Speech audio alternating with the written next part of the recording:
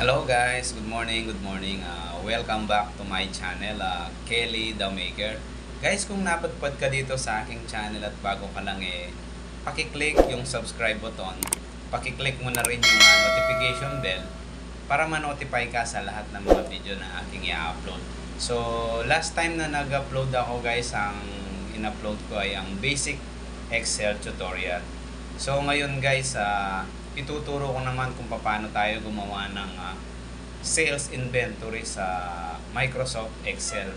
Basic, simple lang to sa mga baguhan para magkaroon ng idea kung paano gawin yung sales inventory kahit wala kang POS o yung mga machine na point of sales. Dito pwede natin gawin. So bago yun guys, ipapakita ko muna yung intro.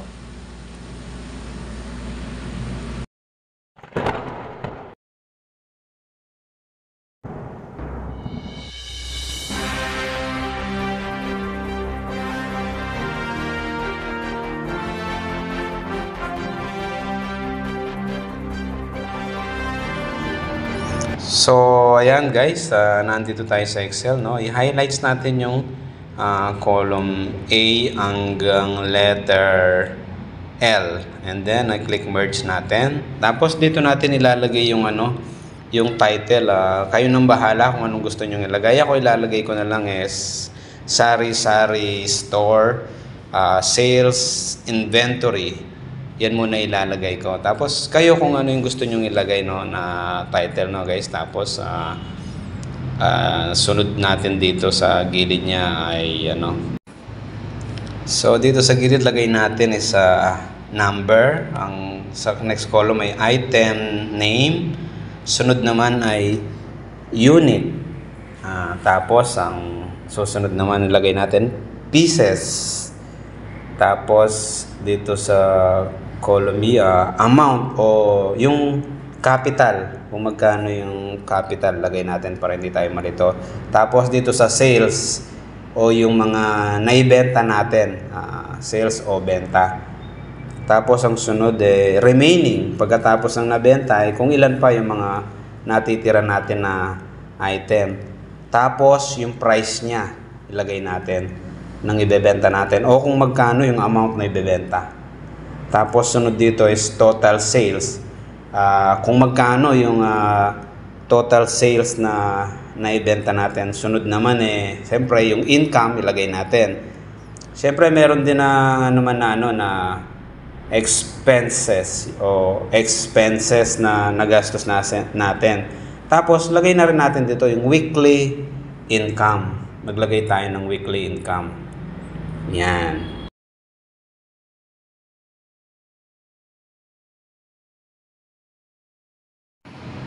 So ayan, no, lalagyan natin ng ang kulay yung title natin, no, yung headings natin, no. Ito siguro yellow gold na lang ang pipiliin ko, orange parang ganon.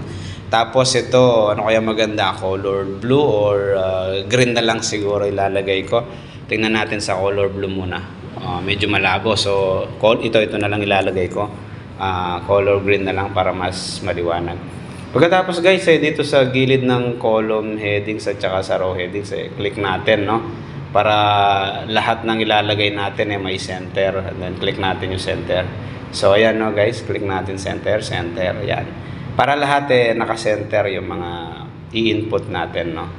So pagkatapos nito, dito tayo sa sa tawag dito, sa numbering pagkatapos nating maayos, no, para magandang tingnan. Dito tayo sa number, lagay muna natin is number 1.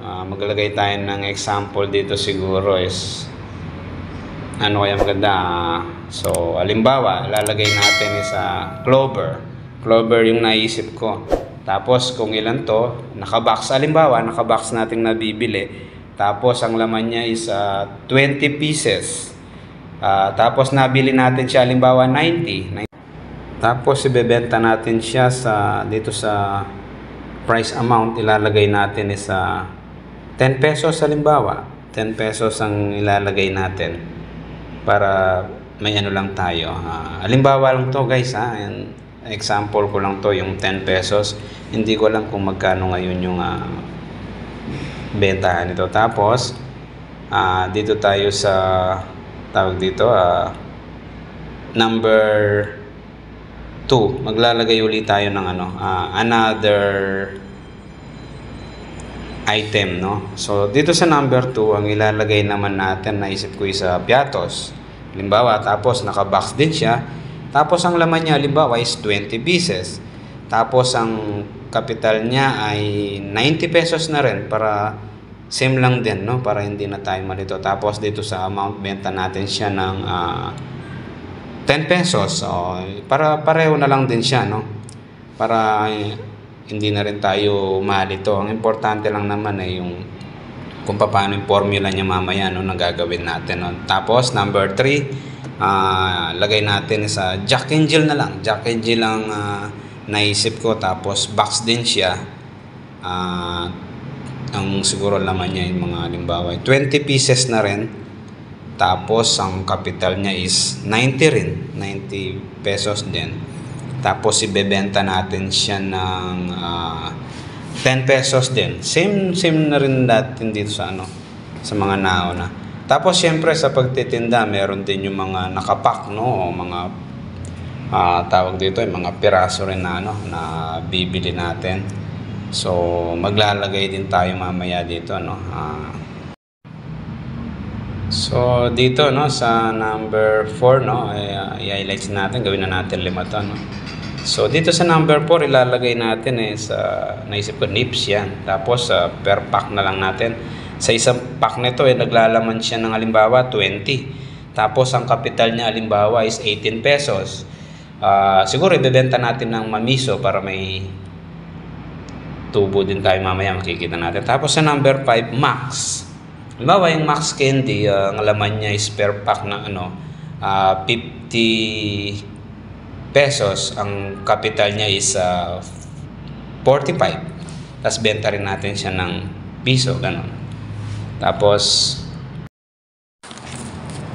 yan, no. Tapos ilalagay natin dito sa sa sales o benta. Tayo lang maglalagay. Kung halimbawa ligyan natin dito sa Clover, ang benta is 20. Tapos sa Piatos 14. Sa Jack and Jill, let's say 15. Tapos sa Nips lagay natin 20, sold out, no. Tapos dito sa Max, sold out din siya, no. 15 na rin ang ilagay natin para lahat ng benta natin is sold out. So dito sa remaining quantity, no, guys, maglalagay naman tayo kung ilan yung matitira, no. So ang formula na gagamitin natin dito is equal sa itong sa letter D, ima-minus natin dito sa benta. So ang formula gagamitin natin equals D4 minus F4. Click natin yan, tapos tawag dito so yan. Teka lang, no. Ayan, so tapos i-click natin siya, kunin natin yung sa gilid ng cursor, yung maliit na i-drag down natin siya para lahat magkaroon ng formula. So yun, guys, no. Nakita nyo kung ilan yung remaining, no. 20, tapos 14, tapos yung remaining niya, yun, no. So makikita natin dito automatic kung ilan yung natitira, no. So dito na tayo, no, sa total sales, no. Ang formula na gagamitin naman natin dito, guys, ay multiply natin yung natin yung price amount natin, no, dun sa total sales. So ang gagamitin natin is equals H8 times F8. I-multiply lang natin, no, yung price amount dito sa sales natin, dito sa benta, no.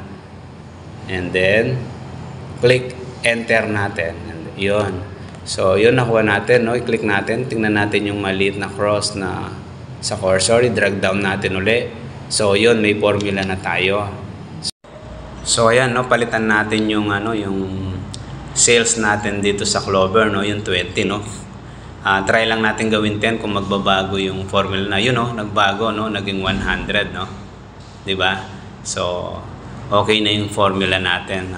Nakita nyo, nagbago. So ibalik na natin sa doon sa 20. Yun, naging 200 ulit, no? So, yun yung formula natin, no? Lahat yan, meron na silang lahat, no? Sunod naman natin ay ang income. Ito naman sa income, no? Ang gagawin nating formula is yung total sales natin, no? Ima-minus lang natin dito sa amount capital natin. So, ang formula natin is ang gagawin ko ay equals I4 minus E4. Ito kasi yung ano niya, yung capital kung magkano. Then, enter. Then, click natin ulit, kunin natin yung sa cursor sa gilid, i-drag down natin siya. Yun, no? So, nakita na natin, no? Yung total niya. Meron na tayong total. Pagkatapos, dito naman tayo syempre sa expenses. Halimbawa, namalengke tayo, mamamasahe tayo, halimbawa, ilagay natin sa isang ano lang naman to expenses, hindi kasali kinakain natin, lagay natin 120, namasahe lang tayo. So, sa isang linggo, isang beses lang tayo namasahe. So, 0-0 na lang ilalagay natin dito sa iba, no? So ayan, no, dito na tayo sa weekly income, no. Ang ilalagay natin formula dito as ima-minus natin yung expenses dito sa income, no. O ilaless natin yung income para dito sa expenses para makita natin. So equals J4 minus K4 siya. So yun makikita natin, no. So, pagkatapos nun, no, maglalagay tayo ng ano, no, yung total nila para alam natin yung total ng income, total ng expenses, at saka yung total ng weekly expenses natin. So, dito, maglalagay tayo ng ano, ito-total lang natin sila lahat, no. So, ako, total ko sila. Formula ko equals sum, open and close parent, J4 hanggang J9 and then close parent. So lahat sila nakuha, no, and then enter. So kagaya lang din naman dito sa gilid, no, dito sa K, no, sa column, no. So i-highlights lang natin siya sa gilid hanggang dito sa dulo ng weekly income. Pare-pareho lang naman sila ng total formula. So ito, lagyan natin ng color red para alam natin na ano, expenses, no, guys. So ayan, no, lagyan natin ng kulay yung font, no, color violet, no, o yellow. Ayan, tingnan natin, no, kung alin yung mas visible, no. I-click muna natin, no, parang i-bold natin, no, para medyo palitan natin. Color white siguro mas maganda. Ito mas visible siya, no, guys. Yan, no. So ito yung total niya, no. Kita natin, no, malalaman din natin, no. At the same time, no, ito yung ano, total na weekly income natin, no, nalaman natin, no, na so nagtubo tayo ng 107, kasi niless natin yung 120 sa ano, sa expense dun sa nabenta natin na 227. So itong mga formula, guys, no, lalagyan ko ng ano, color. Ito may mga formula para hindi na papalitan to. I-highlights lang natin, lagyan natin ng color yellow. Lahat ng may mga color na column, meron itong may mga ano, meron itong mga formula. Pwede lang natin palitan diyan, so try natin, no, mag-insert tayo dito, no. Halimbawa magdadagdag pa tayo, no. So right click, then i-insert lang natin. So ayan, no, nadagdag ng ano, isang column o rows. So ayun, no, ganun lang kadali gumawa ng ano, sales inventory report natin, no. Yan, i-highlights ko lang. Basta sundin mo lang yung ginawa ko na video tutorial, madali lang itong gawin, kahit baguhan ka lang. So gawa naman tayo ng ano, weekly income dun sa pero bago yun, yung ginawa natin to, i-rename natin itong sheet, no. Ang lagay natin pangalan, title niya is store, no. Tapos itong weekly, mag-add muna tayo ng sheet dito sa ano, sa baba. Yan, na-add na natin dun sa sheet, no. Right click natin and then insert new sheet. Tapos palitan natin ng weekly yung file name niya. Dito lakyan lang natin, no. So ito, i-click natin siya and then ilagay natin dito no sa A no, equals sign, and then punta tayo dun sa store, equals, and then tapat natin dun, enter natin pagka-click natin. So automatic pupunta siya doon sa weekly income natin, yun no. Siguro yan no, automatic. Gawan natin ng ano, tawag dito, dito muna tayo sa income no, para sa weekly natin hindi tayo nalilito no. Gagawa tayo dito no. So ang lagay lang natin ng formula, muna muna title income, expenses, tapos weekly. Dito natin nilalagay no, para nakikita natin yung weekly income natin. So ang formula dito sa halimbawa income equals sign, click natin yung equal sign, tapos ito no, click natin, tapos enter, and then equal sign, click lang naman uli natin yung sa expenses, yun, tapos enter. Ganon din dito sa weekly income, equal sign, type natin, tapos punta tayo doon, click, tapat natin doon sa total, and then enter. So meron ka ng ano, meron ka ng sales inventory report. So ganon lang kadali gumawa ng report, guys. So ayun po no, maraming salamat po sa mga nanood po dito sa aking video. Sana po may natutunan kayo, lalo na dun sa mga baguhan lang na gagamit ng Excel. Madali lang naman po ito, basta sundan nyo yung simula hanggang sa dulo ng aking video para inyo pong masundan. Tsaka may mga susunod na video pa rin po ako na i-upload regarding sa mga basic tips dito sa Excel. Oh my God! Wow! So, ayan po no, ganun lang po kadali gumawa ng sales inventory sa Microsoft Excel no. Kayang-kaya naman natin gawin basta sundan lang po natin yung yung video ko. At kung bago ka lang dito sa channel ko, paki-like and subscribe mo naman yung aking channel, at paki-click mo na rin yung notification bell para ma-notify ka sa mga susunod na video na aking i-upload. Ang aking video na mga ina-upload naman anything under the sun. Kung ano yung mabuo ko na content o magawa ko na video, yun ang aking ina-upload dito sa aking YouTube channel na Kelly the Maker.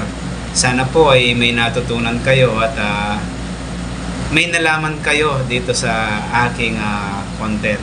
Maraming salamat po. Thank you for watching.